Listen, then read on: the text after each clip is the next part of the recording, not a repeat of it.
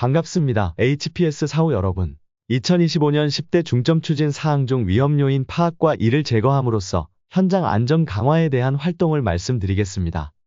HPS의 주력 사업군인 발전 및 환경 플랜트, 조선 환경 설비는 수많은 위험 요소들이 내재되어 있습니다. 현장에서는 주로 고소 작업, 화기 작업, 중량물 작업 등 각종 위험 요소에 근로자들이 노출되어 있는데요.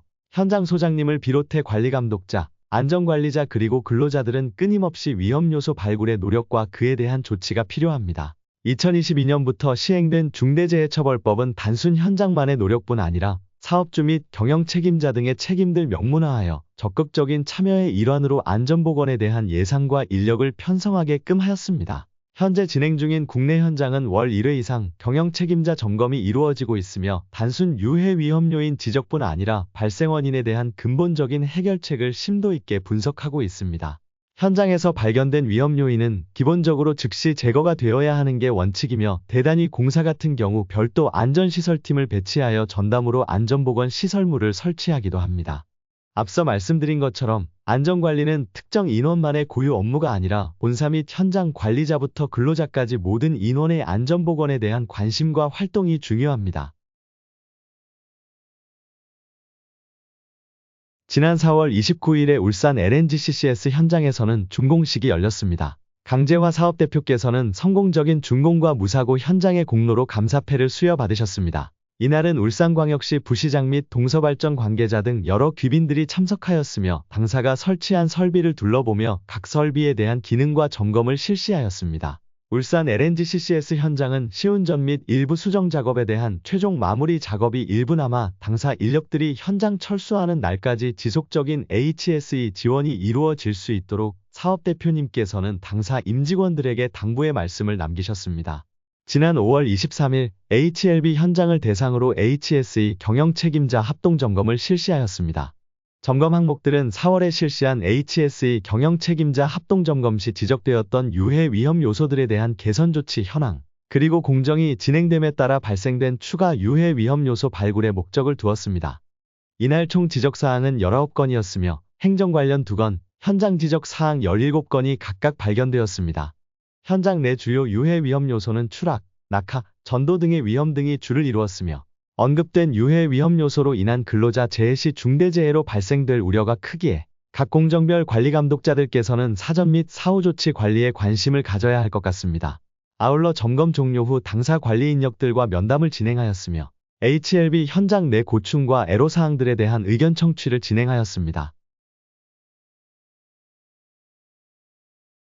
HLB 현장에서는 지난 4월 24일부터 25일까지 이틀간의 고용노동부 및 산업안전보건공단의 불시점검이 실시되었습니다.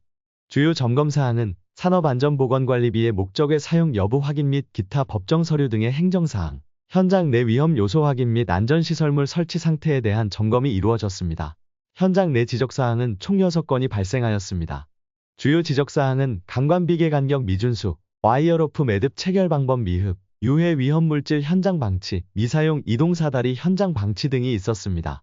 해당 지적사항은 즉시 조치가 이루어졌습니다. 고용노동부 및 산업안전보건공단 감독관들은 HLB 현장 내 추락 낙하 등 중대재해가 발생할 가능성이 높은 관계로 현장 소장을 비롯해 관리자들 전원에게 지속적인 관심을 요청하였습니다. 이어서 행정서류에 대한 지적사항은 총 2건이 발생하였는데요. 당사 협력업체인 한미프렌트의 근로자 교육 및 건강검진의 미실시에 대한 내용이었습니다. 해당 건은 일부 누락 인원만 있고 교육 자체의 행위는 이루어지고 있다고 판단하여 구두경고로 그쳤습니다. 당사는 창립 이래 총 3개의 현장에서 정보기관으로부터 지적사항을 받았습니다. 지적 내용은 산업안전보건관리비의 적정금액 미계상, 현장 소장의 안전보건 활동에 대한 서류 미비, 근로자의 교육 및 건강검진에 대한 부분이 주를 이루었습니다. 과태료 사항은 발주처, 원도급사, 하청업체 등 관련법 위반 업체들에게 부과되었습니다.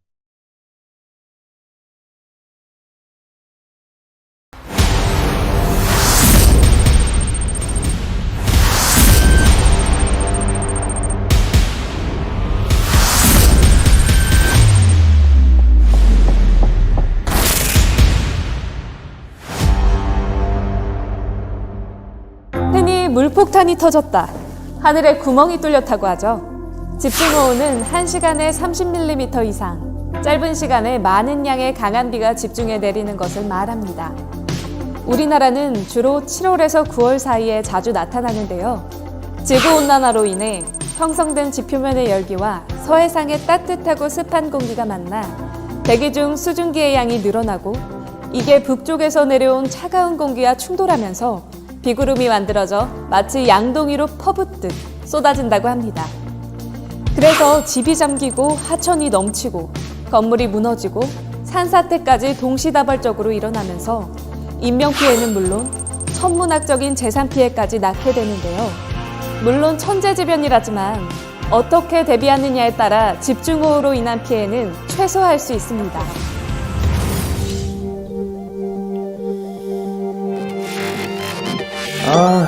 푸른 휴가계획 세웠는데 호우라니. 난 왜 가는 날마다 장날이야?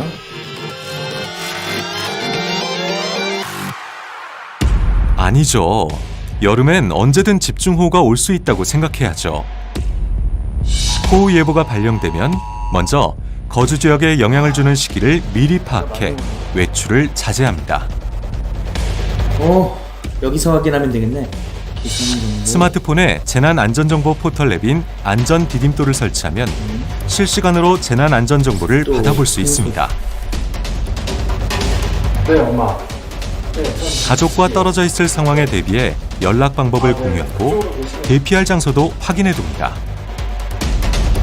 대피할 땐 하천변이나 산길, 전신주, 변압기 주변 등은 피해야 합니다. 유비 무환, 만약을 대비해 응급약품과 손전 등 식수, 비상식량 등도 미리 준비해두는 것이 좋겠죠? 또 내가 생활하는 곳의 재해 위험 요인을 미리 알아보고 빗물이 잘 빠질 수 있게 배수로도 청소해 놓습니다. 비탈면, 옹벽, 축대 등이 무너질 것 같으면 정비하거나 예, 이쪽에 옹벽이 좀 갈라져 있어서요. 시군 구청에 신고하고 차는 미리 고지대나 안전한 장소로 옮겨놓으며 연료도 가득 채워두는 것이 좋습니다.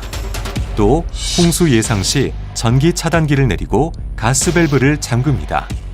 자, 이제 본격적으로 폭우가 쏟아지겠죠?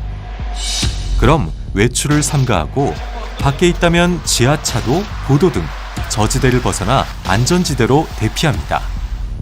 상습 침수 지역과 공사장, 가로등, 신호등, 전신주, 지하 공간 같은 위험 지역에는 가지 말고 특히 맨홀은?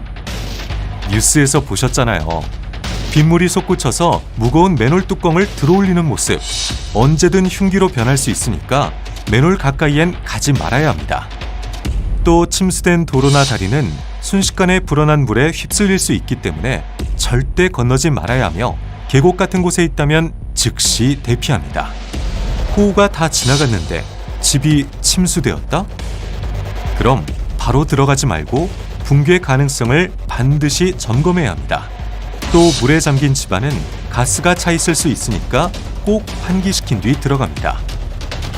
수돗물이나 식수는 오염되지 않은 것만 사용하고 침수된 음식은 아깝다 생각 말고 과감히 버리세요. 파손된 상하수도, 죽대 도로를 보면 관청에 연락합니다.